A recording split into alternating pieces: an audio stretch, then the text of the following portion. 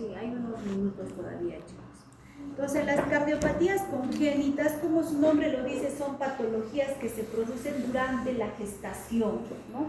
Entonces, las cardiopatías congénitas, como ya saben ustedes, se van a clasificar en dos, en las acianóticas y en las cianóticas, ¿no? Acianóticas, ¿por qué? Porque no hay una mezcla de sangre entre la sangre oxigenada y la sangre no oxigenada. Y las cianóticas, pues sí hay un conducto, un orificio que produce mezcla de sangres y el paciente nos va a presentar cianosis.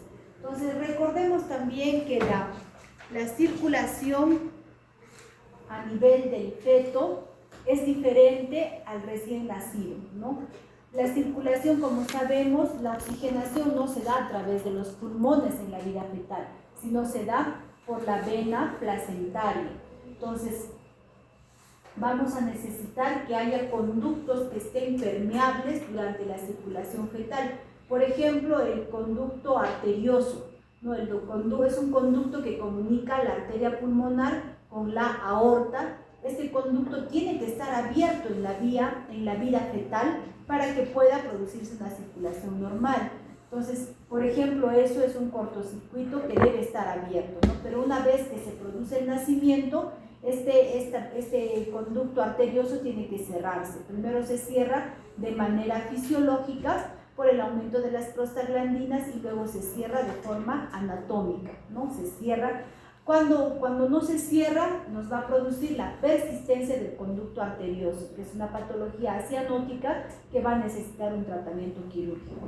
Ahora, también hay pequeños orificios, por ejemplo, en el septum interauricular, en el septum interventricular, que van a permanecer abiertos durante un tiempo, ¿no? No se cierran adecuadamente, entonces hay que hacer seguimiento hasta una edad pues adecuada para que se cierre. Si ya no se cierra y produce crecimiento de cavidades, etcétera, ya se van a convertir en patologías que van a necesitar tratamiento quirúrgico. Entonces vamos a empezar con lo que son las patologías acianóticas. Dentro de las cardiopatías congénitas acianóticas vamos a ver la comunicación interventricular, la comunicación interauricular y la persistencia del conducto arterioso. Esas son las más frecuentes y las que vamos a ver a continuación. Entonces miren cómo es el septum interventricular, ¿no? Nuestro corazón no tiene una pared así, no es una pared lisa, recta, ¿no? donde separe aurículas de ventrículos, no es así. No vemos que tiene, por ejemplo, tiene zonas del septum interventricular. La zona subpulmonar tiene una zona membranosa, tiene una zona muscular y tiene otra a nivel del canal, ¿no? Que es diferente. Entonces tiene varias estructuras diferentes en el septum interventricular. Miren, por ejemplo, en esta imagen, ¿no? Este es el septum. Miren, hay zona muscular, hay zona membranosa, hay perimembranosa. Entonces, cuando hablamos de comunicación interventricular, estamos hablando de un orificio que conecta ambos ventrículos. Entonces, el ventrículo izquierdo es el que tiene mayor fuerza, mayor presión. Entonces, ¿qué va a pasar? La sangre va a pasar del ventrículo izquierdo al ventrículo derecho, porque el ventrículo derecho no maneja mucha presión, no maneja solo volumen. Entonces, vamos a ver un cortocircuito que va a pasar del ventrículo izquierdo hacia el ventrículo derecho. Ahora es importante también recordar que en el recién nacido hay mayor resistencia pulmonar, ¿no? Pero esto es cuando es recién nacido. Después de 24 horas, 48 horas, ya la resistencia pulmonar va a ir bajando hasta tener una hipertensión como la del adulto, ¿no? La presión pulmonar va disminuyendo, en semanas puede ser, y se produce el cortocircuito de izquierda a derecha con una sobrecarga de pulmón, ¿no? Hay sobrecarga de volumen hacia el pulmón, por eso aumenta la sangre del ventrículo izquierdo hacia el ventrículo derecho. Puede producir dilatación a la larga, si es grande el conducto, dilatación e hipertrofia del ventrículo izquierdo, insuficiencia cardíaca si es grande este cortocircuito, ¿no? De 2 a 8 semanas del recién nacido, puede producirnos incluso edema pulmonar y a la larga, después de un tiempo, cuando el ventrículo derecho va recibiendo sobrecarga de volumen, también va a aumentar la presión y puede haber inversión del flujo. O sea, puede pasar ya también sangre del ventrículo derecho al ventrículo izquierdo. Entonces, miren, esta es una imagen, miren, este es el septum interventricular. Pues cuando hablamos de comunicación interventricular, estamos hablando de esta zona, ¿no? De esta comunicación a nivel de la pared o septum interventricular. ¿Cómo se va a clasificar? No solamente por la posición, o sea, no solamente muscular, membranoso, perimembranoso, tipo canal, no, sino por el tamaño también. Si el tamaño, por ejemplo, y lo vamos a comparar con el anillo aórtico, si el tamaño es menos de 1/3 del anillo aórtico, estamos hablando de un CIB pequeño. Si es entre 1/3 y 1, o sea, el tamaño del anillo aórtico, estamos hablando de un CIB mediano. Si el CIB es mayor al anillo aórtico, estamos hablando de un CIB grande. ¿Por qué es importante? Obviamente porque dependiendo del tamaño va también depender el estado hemodinámico, ¿no? La repercusión hemodinámica en el paciente. Si es uno pequeñito, el paciente va a estar asintomático, no va a tener mayor molestia. Pero si es uno grande, o sea que sea mayor al tamaño del anillo aórtico, y el paciente va a tener sobrecarga de ventrículo derecho, ese paciente ya nos puede hacer falla cardíaca. Entonces miren acá, ¿no? Esta es la abertura o es la comunicación entre ambos ventrículos. Entonces, ¿qué va a pasar? El ventrículo izquierdo, que maneja mayor presión, tiene mayor presión, entonces va a hacer que la sangre fluya de ventrículo izquierdo hacia ventrículo derecho. Entonces, sangre oxigenada va a pasar del ventrículo izquierdo al ventrículo derecho, y del ventrículo derecho sangre entre oxigenada y no oxigenada a la arteria pulmonar, para luego otra vez perfundirse de oxígeno, ¿no? Entonces, por eso es una patología acianótica, porque la sangre no está pasando pues sangre no oxigenada a las cavidades izquierdas, al contrario, está pasando sangre oxigenada a las cavidades derechas para que vuelva al pulmón a oxigenarse, ¿no? Entonces no va a haber cianosis en estos pacientes. Puede haber el CIB pequeño, como ya hemos dicho, cuando es menos de 1/3 comparado con el anillo aórtico, ¿no? Donde el paciente puede estar, o también conocido como tipo Royer, así se conoce este CIB pequeño. El paciente va a estar asintomático, la ganancia de peso va a ser normal, ¿no? Lo que se va a auscultar es un soplo pansistólico, puede ser 3/6, ¿no? En el mesocardio, con irradiación al ápex. No se va a escuchar un soplo diastólico porque no hay sobrecarga en el retorno, ¿no? Ahora, si la comunicación interventricular es mediana, o sea, entre 1/3 y 1 comparado al anillo aórtico, el paciente, cuando es bebito, chicos, la falla cardíaca no se manifiesta por edemas. El signo más frecuente en neonatos, en bebitos, es la taquipnea, ¿no? O sea, el aumento de la frecuencia respiratoria. Ese es un signo de falla cardíaca en neonatos o en bebés, ¿no? Los bebés no hacen edemas como los adultos. Entonces el paciente va a presentar taquipnea, o sea, aumento de la frecuencia respiratoria, sudoración, baja ganancia ponderal. No es importante preguntarle a la mamá, por ejemplo, cómo lacta el bebé, ¿no? Porque para el bebé la lactancia es un esfuerzo físico. Entonces, si el paciente está en falla cardíaca, la lactancia es entrecortada, porque se cansa el bebito, ¿no? Lacta un poquito y luego descansa, lacta otro poquito. Entonces, eso hay que preguntar a la mamá, ¿cómo lacta? ¿Lacta continuo o está lactando entrecortado? Esa lactancia entrecortada es un signo de que el paciente pues está haciendo falla cardíaca, ¿no? O sea, se cansa. Entonces, va a haber una ganancia ponderal baja, ¿no? Vamos a escuchar este soplo pansistólico en el mesocardio.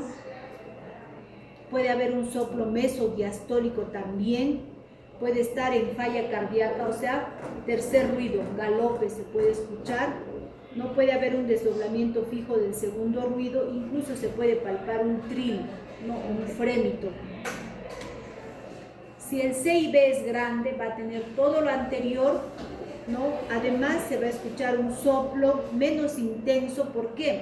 Porque el CIB es grande, entonces hay más espacio para que la sangre pase, por eso es que el soplo es de menor intensidad, ¿no? ¿Por qué va a haber disminución del soplo? Por disminución, por aumento del tamaño de la lesión, porque ya hay hipertrofia del ventrículo derecho o porque hay incremento en la resistencia pulmonar. Entonces vamos a escuchar este soplo que puede ser solo sistólico o también sistólico y diastólico si es mediano y grande la comunicación interventricular. Entonces, ¿qué vemos acá, chicos? ¿No? En el electrocardiograma podemos ver un bloqueo de rama derecha, fíjense. En B1, miren la R', ¿no? Puede haber un bloqueo de rama derecha, puede haber también una sobrecarga sistólica del ventrículo derecho. Ahora miren acá, ¿no? El eje ya se va hacia el lado derecho. ¿Esto es por qué? Porque ya hay una hipertrofia del ventrículo derecho, ¿no? O sea, es tanta la cantidad de sangre que pasa del ventrículo izquierdo al derecho que el ventrículo derecho aumenta su sobrecarga, aumenta de volumen y también aumenta, se hipertrofia, porque está trabajando con mayor presión. Acá que podemos ver, miren el eje desviado hacia el lado derecho y signos de hipertrofia de ventrículo derecho como la R alta, miren en ABR o la OR alta en B1, por ejemplo. Puede haber, miren acá, ¿qué nos llama la atención? El bloqueo de rama, ¿no? Entonces, en estos pacientes es frecuente encontrar el bloqueo de rama derecha. En la placa radiográfica puede haber signos ya de hipertrofia de ventrículo derecho.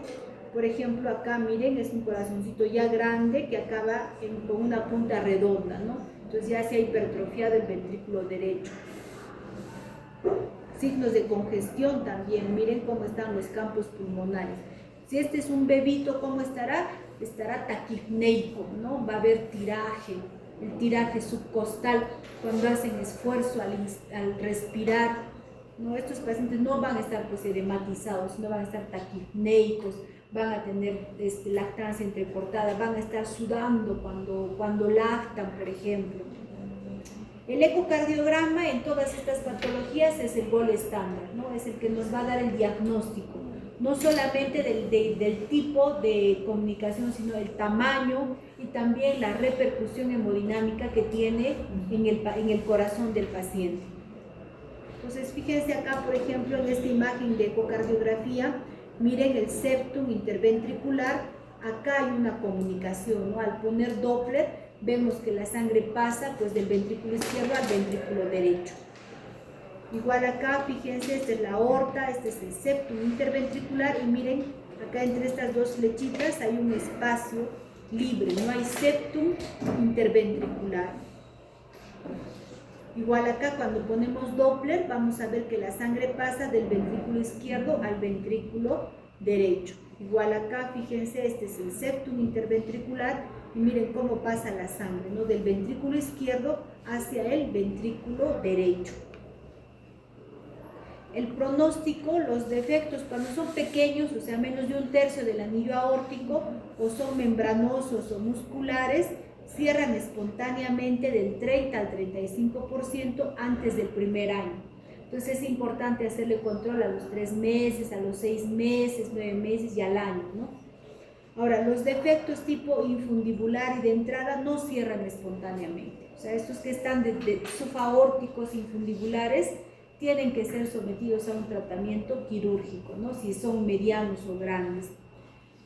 ¿Va a haber riesgo de endocarditis? Sí. ¿Por qué? Porque estamos hablando que el ventrículo izquierdo maneja presión. Entonces, la sangre que va a salir del ventrículo izquierdo al derecho va a salir a presión. Y este estrés de cizallamiento va a dañar el endotelio, ¿no? Y que si hay alguna infección por alguna parte del cuerpo, se va a colonizar de bacterias y nos va a producir la endocarditis infecciosa, ¿no? Vemos que el riesgo es bajo, pero hay riesgo. Entonces, ¿qué se tiene que hacer con estos pacientes? Si van a ser sometidos, por ejemplo, a tratamientos de la cavidad oral o fibrobroncoscopía por alguna otra patología, se tiene que dar tratamiento profiláctico antibiótico, ¿no? Que ya hemos visto que se puede usar la penicilina, no una amoxicilina a altas dosis, y en caso que sea pues alérgico se puede usar la eritromicina, ¿no? Entonces se tiene que dar tratamiento profiláctico si tiene este tipo de patologías. Ahora, si es mediano o grande o no se ha cerrado al año, ¿qué se tiene que hacer? El tratamiento quirúrgico. Se hace un cierre quirúrgico en los defectos infundibular, por ejemplo, ¿no? O cuando el defecto es en la entrada, ¿no? En todos, tratamiento médico al comienzo y según respuesta hay que operar al paciente. ¿Cuál es el tratamiento medicamentoso? En estos pacientes se debe usar los YECA, por ejemplo el captopril, ¿no? ¿Para qué se usa? Para evitar el remodelamiento, ¿no? Se usa a dosis bajas, a dosis pediátricas, que es por kilo, para evitar que ese corazón se remodele, o sea, se hipertrofie, se dilate. Se puede usar diuréticos, por ejemplo, si el paciente está en falla cardíaca, está taquipneico, vemos que se le hunden las costillitas al respirar, que suda al lactar, entonces ahí se tiene que dar diuréticos. Se puede usar la furosemida en estos pacientes, ¿no? Y dependiendo si el paciente está pues muy taquicárdico, se puede usar los digitálicos tipo digoxina.